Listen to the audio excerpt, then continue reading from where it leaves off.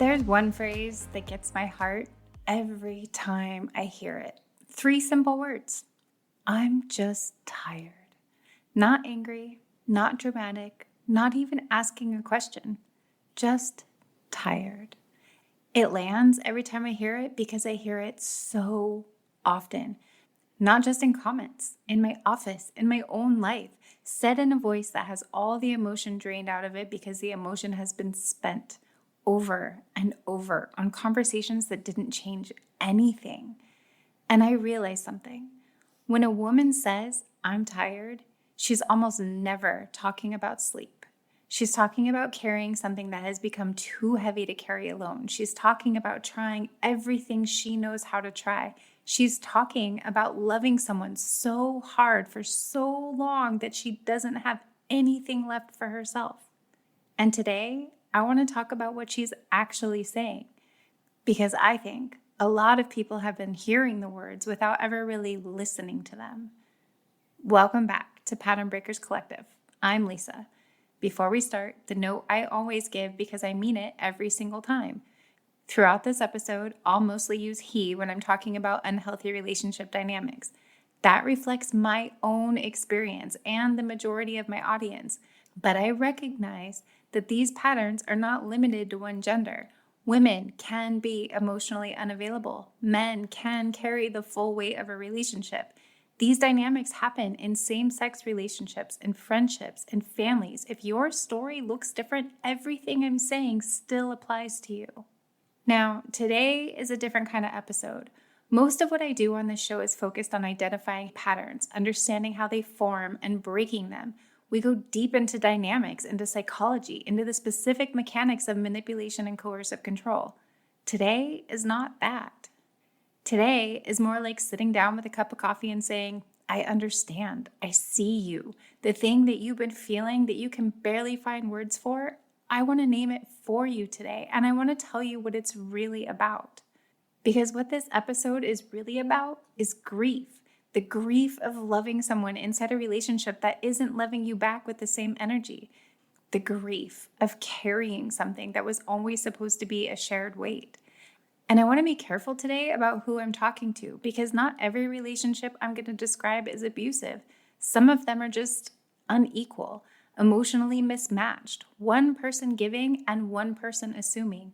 And that dynamic, while it may not carry the label of abuse, is quietly breaking a lot of women who deserve to have it named. So let's give it a name.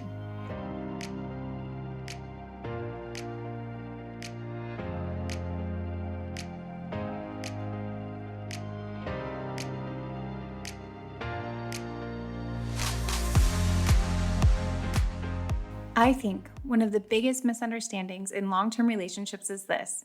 Someone says, I'm just tired, and the person they're saying it to hears, well, I don't love you anymore. That's almost never what's happening. Most women don't stop loving first. They stop believing things are going to change. And there is a very significant difference between those two things. She's tired of asking, not because she's given up, but because she asked the same things in 15 different ways in 15 different emotional registers at 15 different times. When she was calm, when she was frustrated, when she was in tears, when she was trying so hard to be rational that her voice was shaking. And the answer to all 15 of those conversations has been the same. Things are fine for a while, and then they drift right back. She's tired of being the one who notices what the relationship needs. She's the one who finds the counselor. She's the one who buys the relationship book. She's the one who sends the articles, the podcast episode, the recommended video. She's the one who suggests the date night, plans it when it doesn't get planned, and then carries the quiet disappointing when it doesn't quite land the way she hoped. She's tired of being invisible in the practical details. Not just the big things, the small, grinding, daily things that have added up into something enormous. Knowing when the kids have appointments and what those appointments are for, knowing the teachers' names and the class project deadline and the field trip permission slip that's due tomorrow.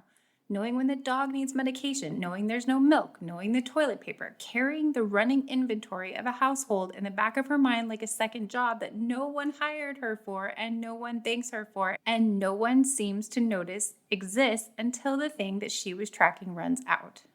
She is tired of managing everyone's emotions, his, the kids, her own, and never having anyone manage hers back. And then, on top of all that, she's trying to carry the relationship too. She's the one investing in it, thinking about it, worrying about where it's going, initiating every difficult conversation about what needs to change, being the only person, it seems, who has a sense of where the two of them actually stand. That's not marriage. That's one person doing the emotional labor of two people. And she's not asking for perfection. She never was. She's asking not to feel alone inside of a relationship with another person. She's asking to feel like she has a partner, someone who is in this with her, not a roommate she just shares a bed with. She doesn't want someone to rescue her. She wants someone to show up. There is an enormous difference between those two things, and most women have spent years trying to explain it to someone who can't quite seem to hear it.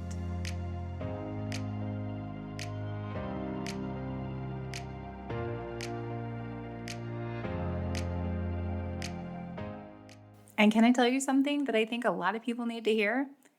It was never about the dishes, or the laundry, or the wet towel on the bathroom floor, or the empty soda cans that have never once been put where they belong in their entire residence in this household, or the trash that overflows while someone sits 4 feet away from it, apparently unable to see it.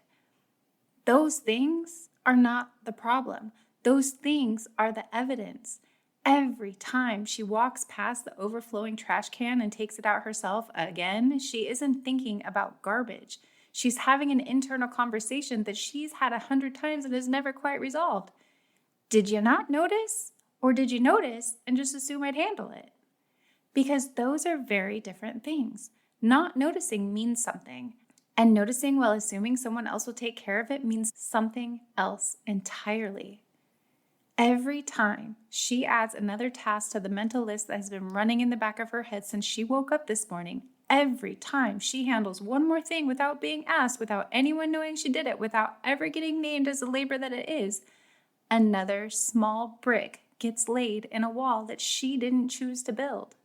The individual bricks don't look like much. You can point to any single one and say, that's not really a big deal.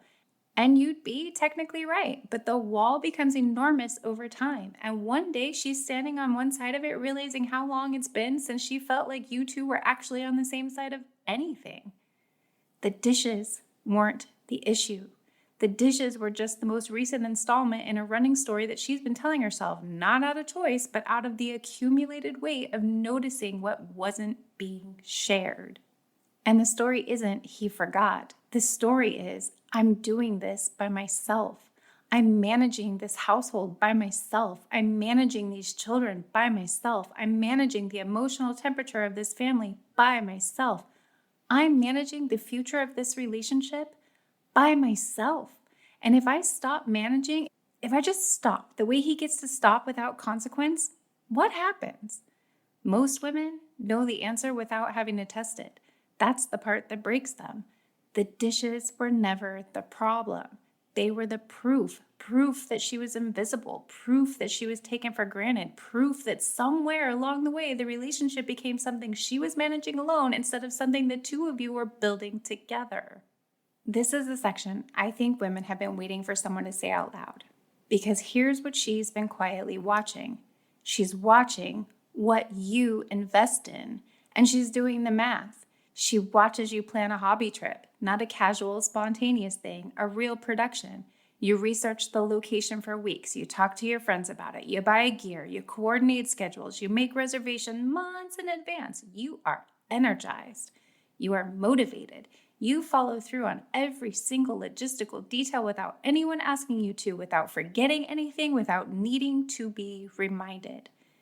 And she thinks, I have asked you to plan one date night, not a trip to another state, an evening together for 3 years. She watches you go to the gym 5 days a week, sometimes 6. You protect that time. You plan around it. You don't skip it because something came up. You make it work regardless of how busy the week is because it matters to you and you've decided it's a non-negotiable. And she thinks, the last time I asked you to come to one couples counseling session with me, you said you were too busy. That was 14 months ago. She watches you spend an entire Saturday researching a car purchase. You read articles, you watch videos, you compare models, you test drive, you negotiate, you put real time and real energy into making the right decision because it matters to you. And she thinks, I have told you 4 different times in 4 different conversations that I feel completely alone in this marriage. You have never once followed up on any of those conversations. You have never asked how I was feeling a week later. You never said, I've been thinking about what you said. The conversation just happened and then it just disappeared. Like I said it into thin air. She watches. You text your friends back immediately. Group chats, fantasy football leagues, guys planning a trip. You are responsive and engaged and present for all of it. And she thinks, I sent you a message at 11 a.m. this morning asking how your day was going, and you responded at 9 p.m. with a thumbs up. She watches you get excited about the things that you care about. You light up. You have opinions, you have energy, you have enthusiasm, and there's a version of you that is fully present and fully invested and fully there. And she thinks, when was the last time you looked at me like that?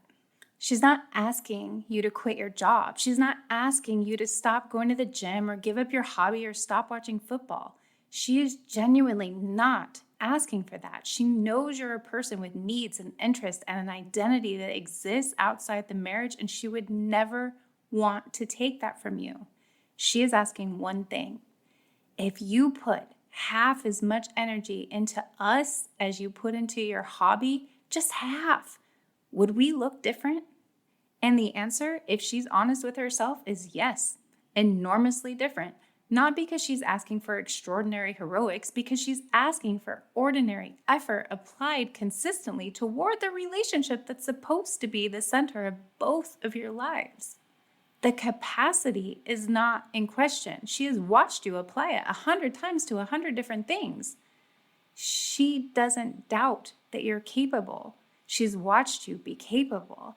That's the part that's so painful. She's not asking you to become someone different. She's asking you to bring who you already are, the version that plans, that prioritizes, that follows through, into the relationship that you two built together.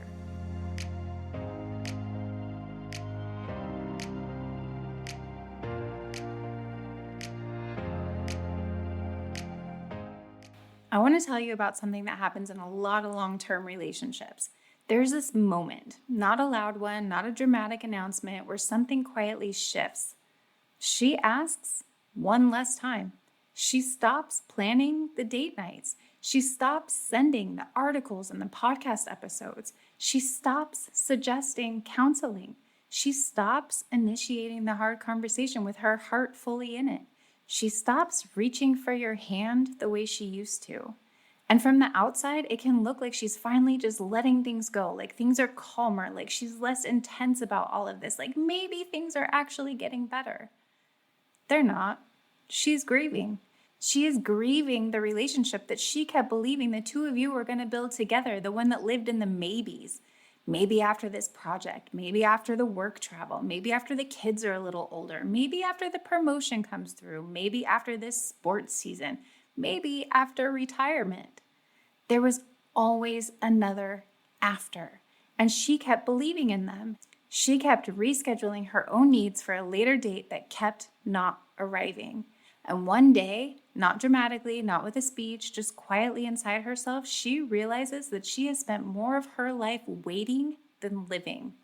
And that realization doesn't produce anger, not always and not right away. Sometimes it just produces a terrible quiet, a flatness, a version of her that still shows up and still functions and still does everything that she's supposed to do, but from a distance. Like part of her stepped back somewhere that you can't quite reach anymore. I have watched women describe that moment, and what strikes me every time is how they describe it, not as a decision, not as a dramatic turning point, but as something that just happened. Like the hope simply ran out.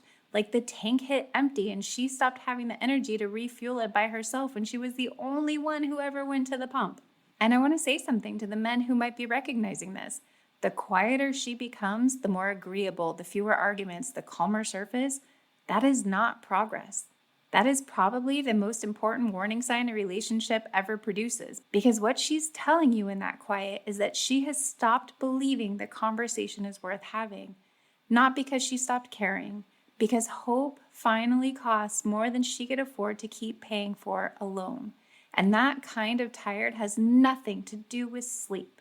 That is the exhaustion of loving someone alone for so long that you forgot what it felt like to be loved back in equal measure.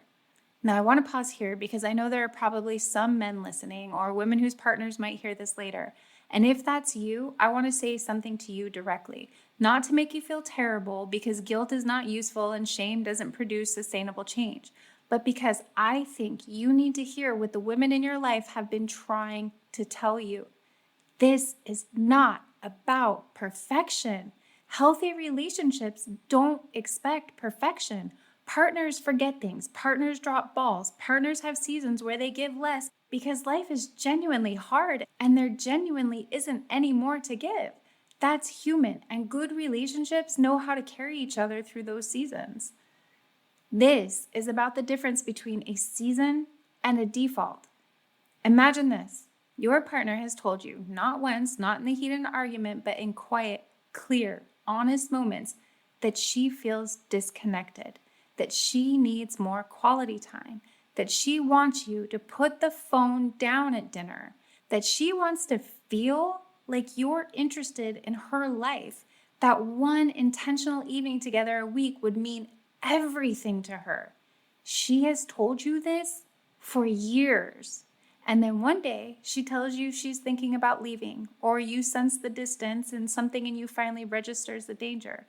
And suddenly you plan a trip, you buy flowers, you send a letter, you make the reservation. You're present in a way that you haven't been in years. And here's what I need you to understand about what she feels when that happens. She doesn't feel surprised that you're capable of it. She already knew you were capable of it. She's watched you be capable of it for your job, for your hobbies, for your friends, for everything else in your life. What she feels is something much more complicated, something like grief and clarity arriving at the same time, because now she knows with certainty, confirmed, undeniable, that it was never a question of capacity. It was a question of motivation. And the motivation was losing her, not loving her, losing her. Real effort doesn't wait for the relationship to be in crisis. Real effort protects the relationship before it's in crisis. Real effort sounds like, I've noticed we've been disconnected lately. I made his reservations Friday. Not because she mentioned it, because you noticed. Real effort sounds like, I've been buried in work this month. What can I take off your plate? Without her having to tell you that she's overwhelmed. Real effort sounds like, I realized that I've been on my phone all evening for the past 2 weeks. Let's take a walk. Just because you're paying attention to the relationship that you're in, that word, noticed, is one of the most powerful words in a relationship. Because what every human being is really asking underneath every request, every argument, every plea, every quiet withdrawal is the same question. Do you see me? Do I matter enough for you to notice when something is off without being told? Am I important enough for you to bring the same initiative and energy to us that you bring to the things that you care about? That's all she's ever been asking.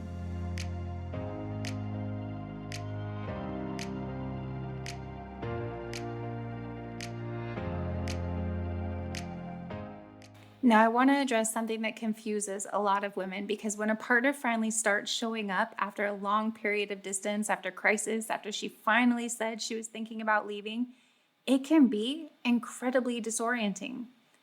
He becomes attentive, he's communicating, he's helping, he's saying all the right things. And for a while, it feels wonderful. And then the question arrives, Is this real? Here's the most honest thing that I can offer. There is a difference between effort motivated by fear of losing someone and effort motivated by becoming the kind of partner someone deserves. Effort motivated by fear asks, what do I have to do to stop this from falling apart? Effort motivated by genuine growth asks, who do I need to become? One of those is crisis management, the other is character development, and they produce very different long-term outcomes.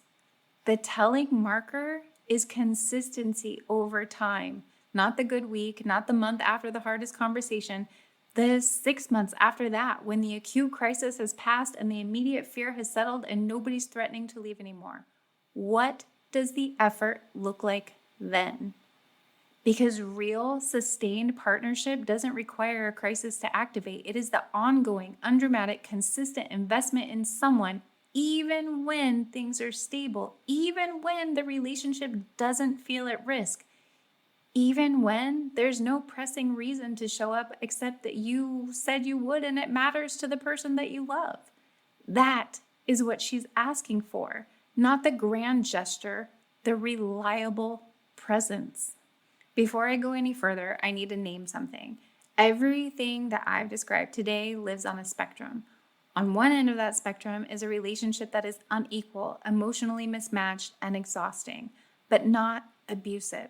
One person has been giving more, has not been seen, and is running out of reserves. That relationship may be fixable if both people are willing to change. That relationship needs different conversations than the one I'm about to describe. On the other end of that spectrum is a relationship where the imbalance is not accidental or even unconscious. It's where control is deliberate, where the reason she carries everything is not that he hasn't noticed, it's that the dynamic has been arranged, consciously or not, so that her dependence and her exhaustion serve a purpose.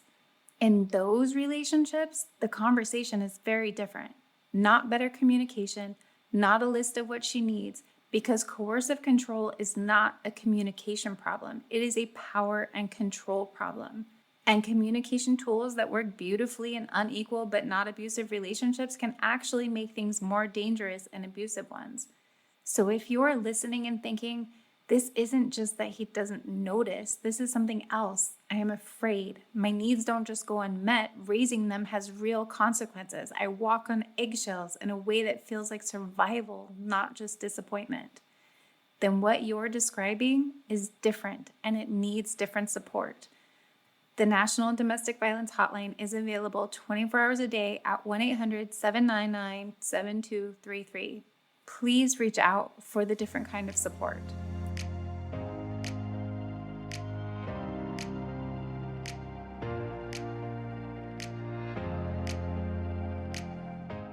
So here's the question underneath every other question.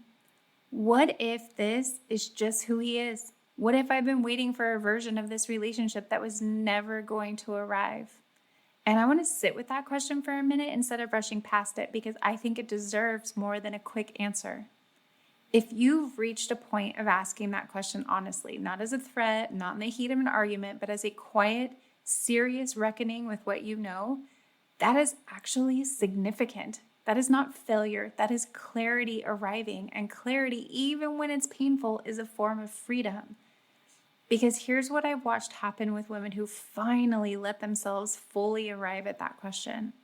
For years, their entire emotional world has been organized around him. Is he happy? Is he in a good mood? Is this a good time to bring something up? Is he going to follow through? Is today different? Are things finally changing? And the moment she stops centering those questions, not necessarily the relationship, just the questions, something extraordinary often happens. She starts getting curious about herself. When was the last time you asked yourself what you actually want? Not what you're willing to accept, not what you've been compromising toward, what you genuinely, specifically want from a life that belongs to you. When was the last time that you were as attentive to your own emotional state as you've been to his? When was the last time that you made a plan that was entirely for you, Not for the relationship, not for the household, not for the children, not for anyone but you. This is where I see women begin to come back to themselves, not because they stopped loving, but because they started redirecting even a fraction of the attention and care and energy that they've been pouring outward back into themselves. Abuse, emotional neglect, and one-sided relationships all do something specific to women. They slowly teach them to stop asking themselves what they need. They become experts at reading someone else's emotional weather, and they forget that they are also allowed to have weather, that they are also a full person with needs and wants and a life worth attending to. Now, I know some of you listening are in situations that you can't leave right now. Maybe there are children, financial barriers, safety concerns, legal complications, health realities, or maybe you're just simply not ready to leave, and that is a completely valid place to be. I want to say something very directly to you. You do not have to wait until you leave to begin healing. Healing is not what happens after the relationship ends. Sometimes healing begins right in the middle of it with one tiny decision to just stop abandoning yourself.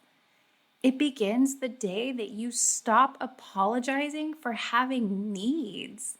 It begins the day you do one thing, one small, ordinary thing entirely for yourself, not because it's productive, not because it serves the household, just because you wanted to and you deserve to want things.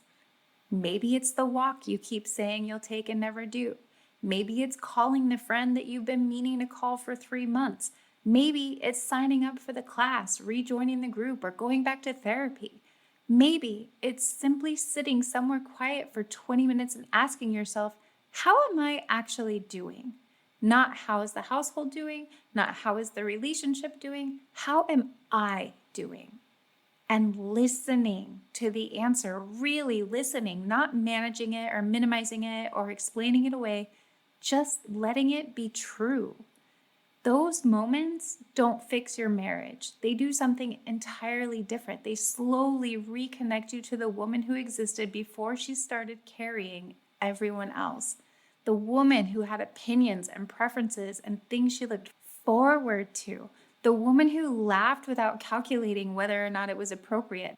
The woman who knew what she wanted because she hadn't yet learned to make herself want less. You deserve to know her again.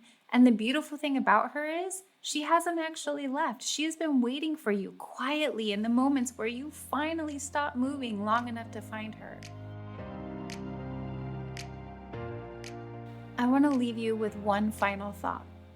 When a woman says, I'm just tired, she's usually not asking someone to rescue her. She is asking to stop carrying something that was never meant to belong to one person alone. She is tired of initiating. She is tired of reminding. She is tired of hoping. She is tired of waiting. She is tired of wondering if she's asking for too much when all she ever wanted was a partner who sees what she's carrying without being told, a partner who brings the same initiative into this relationship that he brings to everything else he's decided matters. A partner who chooses her, not just on the days when losing her feels like a real possibility, but on the ordinary days, the unremarkable days, the Tuesday evenings that aren't romantic and aren't in crisis and they're just life. Those days are where the relationship lives. And those are the days that she's been trying to tell him she needs to feel less alone inside. And maybe if you're listening today, the most important question isn't, is he finally changing? Maybe the question is, what would change look like in me if I stopped waiting? Because one day, whether your relationship survives or not, I hope you look back and realize something. You didn't just spend your life waiting for someone else to choose you. You finally chose yourself. If this episode spoke to you, I have 2 requests. Share it with one woman who needs to hear it. Chances are she's been saying, I'm just tired, and wondering if anyone understands what she actually means. Now you can tell her someone does. And if you haven't yet, please leave a review wherever you listen. It helps other women find this space when they're searching for words to describe what they're living. And if today's conversation made you realize that you're ready to stop carrying the relationship by yourself and start rebuilding the relationship you have with yourself, I would love to walk that journey with you. My 12-week program is exactly that work. All the details are on my socials or at patternbreakerscollective.com.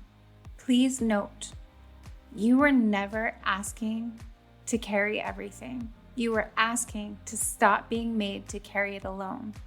Until next time, keep breaking every pattern that was never yours to carry.